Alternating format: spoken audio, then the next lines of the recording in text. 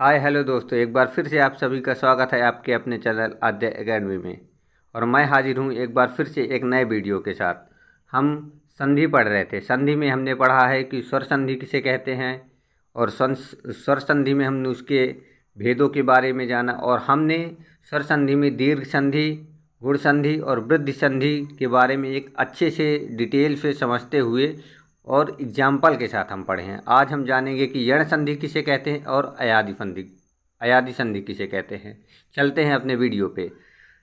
यण संधि किसे कहते हैं?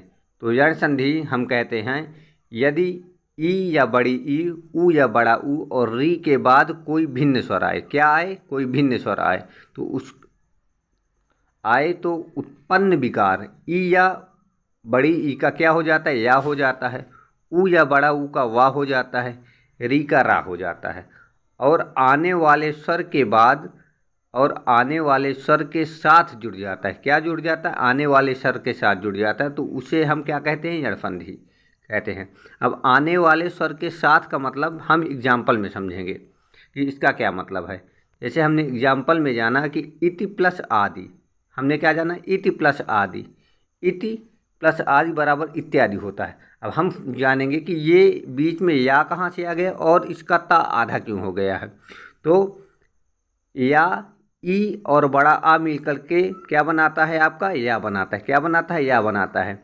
और जो आदि में जो ऐसे आपका इति लिखा गया है, तो जो भी इधर आपका एक व्यंजन संधि होगा वो हरदम यण संधि में क्या हो जाता है?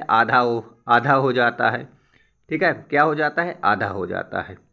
अब दूसरा एग्जाम्पल हम देखेंगे। जैसे यदि धन अपि, क्या लिखा है? यदि धन अपि। यदि धन अपि का मतलब क्या हो गया? इसका मतलब हो गया यद्यपि। जैसे ई, यदि का ई और अपि का आ मिल के आपका क्या बना दिया? या बना दिया। ये देखिए यहाँ भी आधा हो गया। दूसरा एग्जाम्पल हम देखेंगे मधुधन आचार्य। हमने क्या पढ़ा? मधुधन आचार्य। मधु का ऊ और आ मिल करके क्या बना दिया? वा बना दिया। और मधु जो है, मधु का धा धनुष वाला धा, ये क्या हो गया? ये देखिए यहाँ पे आधा हो गया। और इसका ऊ वाला ऊ ही आपका वा बन गया है। तो आपका क्या हो गया? मध्वाचार हो गया। दूसरा एग्जाम्पल क्या है? सु प्लस आगत। सु प्लस आगत बराबर क्या हो जाएगा? तो सु प्लस आगत आपका हो जाएगा स्वागत। क्या हो जाएगा? स्वागत हो जाएगा। तो सु का ऊ और आगत का बड़ा आ निकल के आपका वा बना दिया है। पांचवा एग्जाम्पल क्या है? पितृ प्लस आज्ञा। क्या हो जाएगा? पितृ प्लस आज्ञा बराबर क्या हो जाता है? पित्राज्ञा हो जाता है। क्या हो जाएगा? पित्राज्ञा। पितृ का ऋषि प्लस बड़ा मिलकर के रा बना दिया। मात्र प्लस आदेश बराबर क्या हो जाएगा? मात्रादेश। क्या हो जाएगा? मात्रादेश। आई होप आपके यण संधि आपके समझ में आया होगा। अब हम चलते हैं अयादि संधि किसे कहते हैं। तो अयादि संधि किसे कहते हैं? यदि किसी ए आए ओ औ का मेल किसी स्वर से हो, किससे हो? किसी स्वर से हो, तो क्या होता है? ए का आय हो जाता है, ऐ का आय हो जाता है, ओ का औ हो जाता है, और औ का क्या हो जाता है? आव हो जाता है। आव हो जाता है तथा आने वाला स्वर साथ जुड़ जाता है। उसे हम क्या कहते हैं? उसे हम कहते हैं अयादि संधि। उसे हम क्या कहते हैं? तो उसे हम कहते हैं अयादि संधि उसे बोलते हैं। जैसे उदाहरण आपका क्या है? उदाहरण आपका ने प्लस अन बराबर क्या हो जाएगा? नयन। ने प्लस अन क्या हो जाएगा? नयन हो जाएगा। इधर हम एग्जाम्पल में देखेंगे तो ने का ए और अन का आ मिल करके आपका क्या बना दिया? आय बना दिया। क्या बना दिया? आय बना दिया। तो नयन हो जाएगा।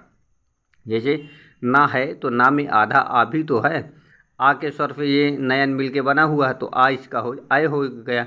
से धन अन बराबर शयन हो गया। इसी प्रकार से धन अन क्या हो गया? शयन हो जाएगा। गाय धन अक बराबर क्या हो जाएगा? तो गाय धन अक बराबर ये यहाँ पे देखिए गायक हो गया, क्योंकि यहाँ पे आय की मात्रा तो बड़ा हो जाएगा। तो आय प्लस आ बराबर क्या हो जाएगा? आय हो जाएगा।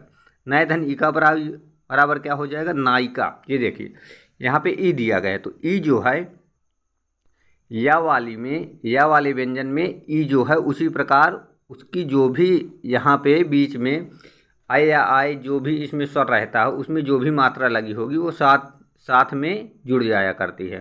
तो नए धन ई बराबर क्या हो जाएगा? नायिका। क्या हो जाएगा? आपका नायिका हो जाएगा।